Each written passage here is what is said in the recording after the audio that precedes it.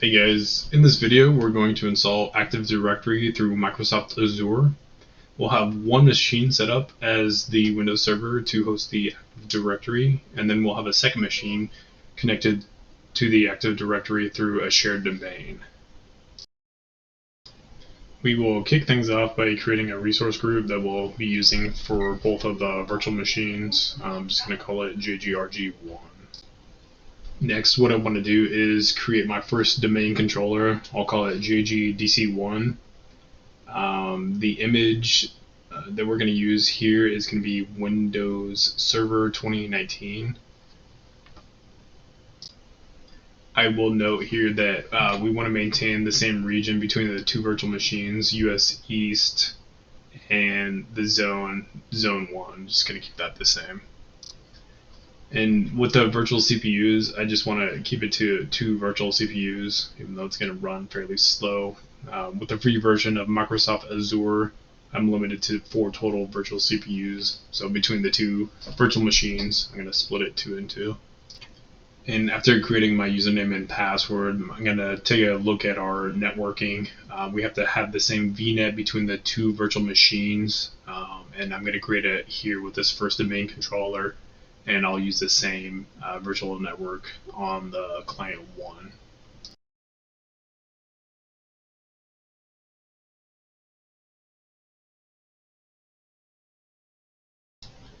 Now I want to jump back into my DCJG1 virtual machine, and we're going to take a look at the virtual network that was created. We'll see that it's DCJG1 VNet, and we'll be using that as we create our second virtual machine. So let's go ahead and create our second virtual machine. We'll use the same resource group as before. We're going to call our virtual machine JG Client 1, and we're going to use Windows 10 Pro as our image. We're going to use 2 virtual CPUs. I want to use the username Jugumore Lab 4. We can use password 1.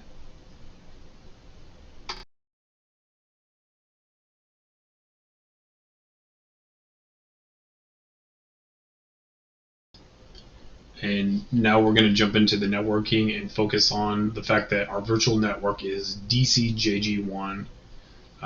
Just going to make sure that that is the same shared virtual network as our primary domain controller.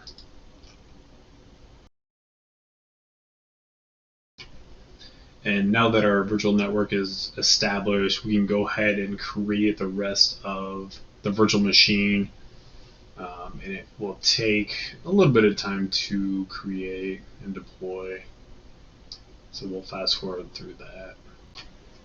Now we can jump into our first domain controller while our other virtual machine is creating. I want to jump into the networking, and I want to change the IP configuration of this domain controller to be a static IP. As it's a Active Directory host, I don't want the primary private IP address to ever change, so we'll switch it from dynamic to static.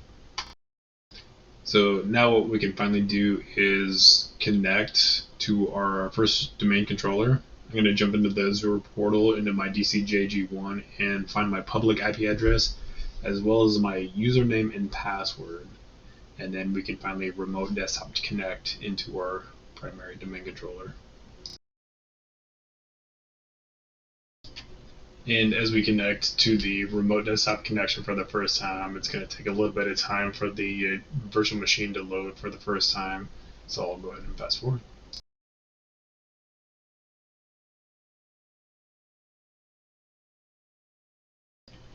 Alright, now that we're finally logged into our first domain controller, we can check back in on the Azure portal and see if our second virtual machine has deployed properly.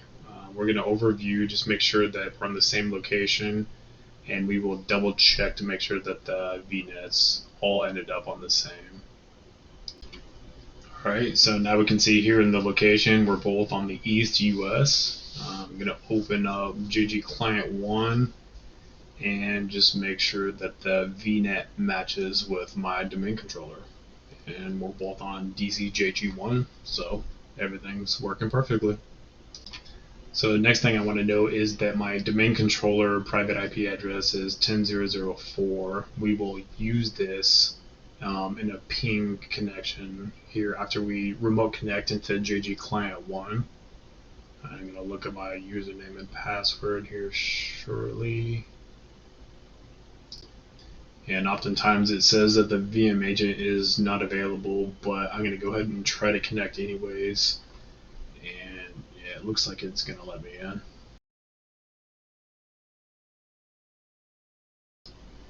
So as we connect to the client 1 machine, I'm going to go back to my domain controller, run a couple commands, who am I, as well as ipconfig, just to kind of double check, make sure we're aligned correctly. And now we're going to wait a little bit for the client 1 to finish loading, and afterwards on client 1 we want to pull up the command line interface, and let's go ahead and run the command ping 10004. We want to check the communication between the domain controller versus the client 1 machine, and we can see that it's already timing out. So what we're going to have to do is jump into DC1, and we'll run the Windows command wf.msc, and this will open up the Windows firewall.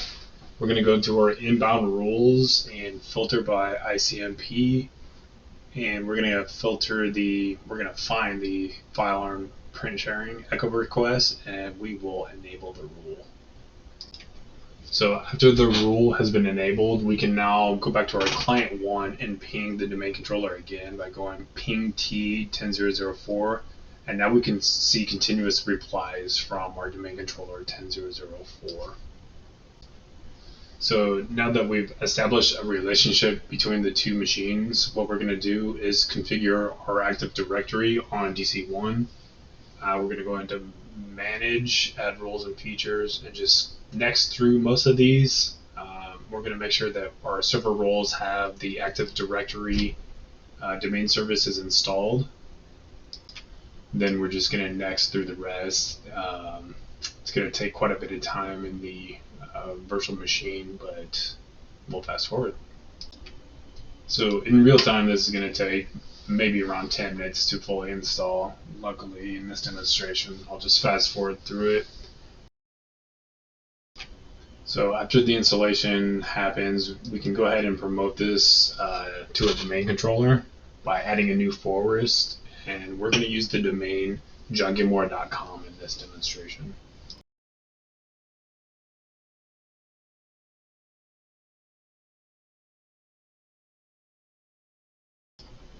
So after we choose the root domain name, we'll create a restore mode password. I'm just going to create a password1 password for this, and we can go ahead and next all the way through the rest of the configuration. And as usual, it's going to take a little bit of time for it to finish out, so we'll fast forward through. It's going to sign us out, so we're going to have to log in back into our domain. However, we cannot use the John Gilmore Lab 3 as our primary username. We have to include the johngilmore.com domain in front of our username, and then we can log in with our password.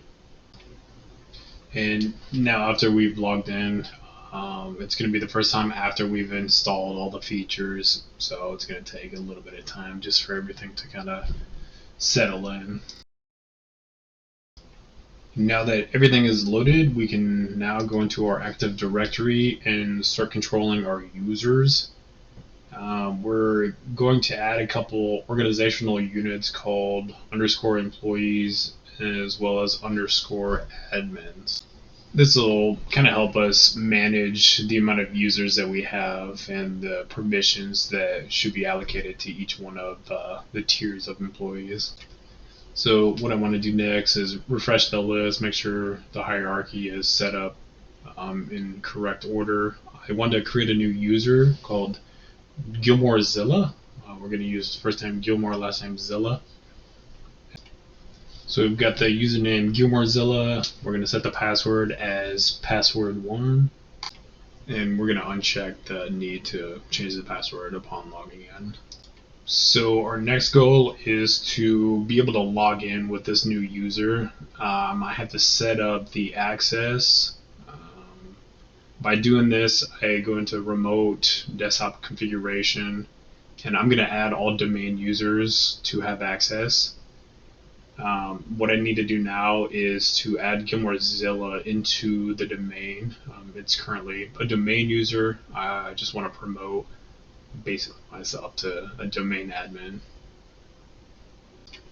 So now Gilmorezilla has access to log into the domain controller as an admin, so I can proceed to log out, log in with Gilmorezilla, and run the normal configuration, the same as if I were Juggymore Lab 3 from the beginning. So you'll see I'm presenting here as Juggymore Lab 3, and then I'm going to sign off and sign in with Gilmorezilla. So we'll grab our public IP address just to make sure that we're going to log into the correct virtual machine. I'm going to change the username just to make sure that it's trying to log in with the juggymore.com domain name, and then we're going to use the Gilmorezilla username. It's going to load for the very first time this user, so it's going to create the profile.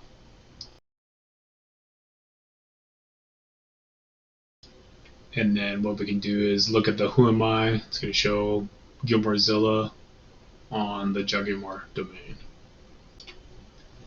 So next what I want to do is create a second user within my Active Directory.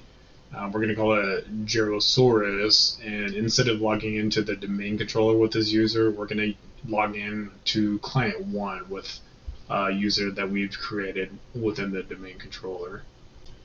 So we'll do first name Jared, last name Saurus, user login name Gerosaurus. We're going to do password 1, and then we're going to uncheck user must change password at next login. Now what I want to do is go through the properties and make sure that Gerosaurus is a member of the domain admins. So we'll go ahead and minimize our domain controller virtual machine and go ahead and log into JG Client 1. So our next objective for this practice is to log in with Gerosaurus on Client 1.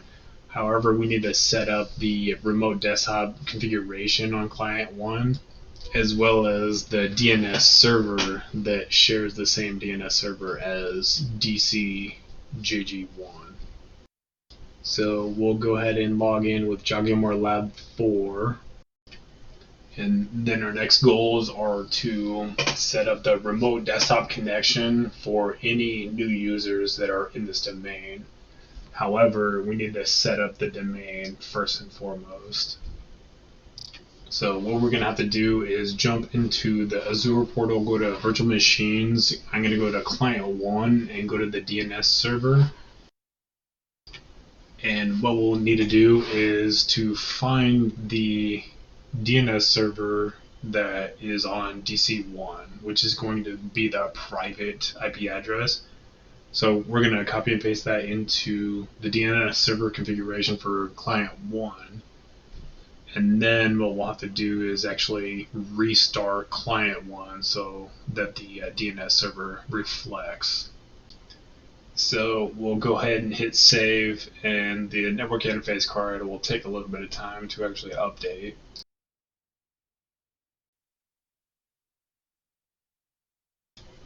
So now that we've finally restarted the machine as well as updated the network interface, we should be able to properly configure the client 1 machine to have the appropriate DNS server as well as configure the remote connection for future users. So what we'll do here to start, we'll just double check our DNS server on our client 1 and see our 10.0.0.4. So now we can proceed to the next step. What we'll have to do is establish the domain name, juggymore.com. Now that it is on the shared DNS server, log in with the Gerosaurus, using my password 1. After we've established the domain, we can configure the remote desktop to actually include Gerosaurus or all domain users to be able to log in to client 1. So we're going to go ahead and finish up here with the configuration of the domain in remote. desktop, and then we're going to reconnect to the client 1. So we'll set up the connection with client 1 with our domain joggingmore.com and our username Gyrosaurus. We have to remember to use the login configuration of joggingmore.com domain and then /Gyrosaurus. So now we're able to connect to our Gyrosaurus username that we created in Active Directory on the DC1. And now we can run the Windows command who am I just to kind of identify that we're Gyrosaurus in this login. Alright, so the next activity we're going to do is somewhat fun, and that is we're going to create a batch of users. And this is derived from Josh McAdore's PowerShell script that he had initially created, which creates just a batch of 100, 1,000, 10,000 users with just miscellaneous names. So we'll jump into my GitHub, github.com/joggingmoreprof, and go into the Active Directory PowerShell commands. So I'll have a file called ps50 while ps1. It's going to basically be a PowerShell command that creates 50 users with a bunch of World of Warcraft lore characters. Big World of Warcraft player. It's going to create a default password of password1. It's going to use the joggingmore.com domain and various other configurations listed here on this script. So here in the DC1, we're going to open up the PowerShell ISE, and we're going to make sure that we're running as the administrator. So we'll go ahead and copy this script into the GitHub, and then we'll jump back into the DC1. We can dock some screens around, but we want to go back into our Active Directory users and kind of look at the joggingmore.com directory, since that's going to be the focus of this script that we're going to use. We can note that we have the admins and employees folders that we created earlier, but this script is going to create an additional folder called _wow. So after executing that script, you'll see there's a bunch of errors. Seems like there's a little bit of overlap when it runs the script, but in the end, it does end up making, I would guess, around 25 usernames. Had I ran the script again, it probably would do the full amount. But if we go back into the Active Directory users, we can refresh the list and see all of the new users in the WoW directory. So if we open up any one of these users, we can see that the access privileges that they have is just as a domain user. Now what I want to do next is pick any one user from this list, let's call it Ragnaros, and connect to that user account on our client 1 machine.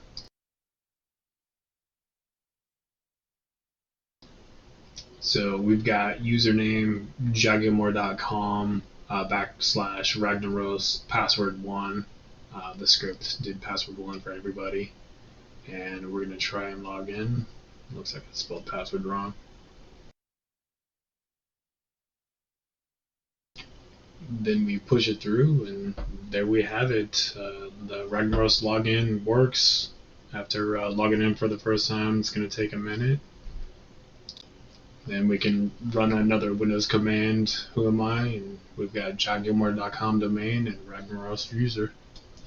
Now I'm going to log off, and we're going to try a new user, but we're going to lock ourselves out purposely. So what I'm going to do is remote desktop connect into client 1 again, but use the username Anixia. And we will now deliberately spell the password incorrectly multiple times. We'll try time and time again, and we'll kind of see that there's really no lockout happening. In my opinion, this is a problem, and we should fix that. So what we want to do to fix this is we're going to go into the group policy management and edit the policy so that the login attempts are not set at 0 which is infinite to just 4 failed login attempts. So what we'll do is we'll type in gpmc.msc to open up the group policy management, and we can open up our forest domain jaguar.com and edit the default domain settings. We'll go ahead and expand policies, Windows settings, security settings, account policies, and then we're going to look at the account lockout policy. And then what we'll do is just change the account lockout threshold from 0 to 4. After we've administered those settings, we want to force the update by going to our Windows command prompt, typing in gp update, and then /force. After forcing the group policy update, we can go back to our group policy management tool and refresh our domain, and we can see the reflected change from 0 login attempts lockout to 4 login attempts.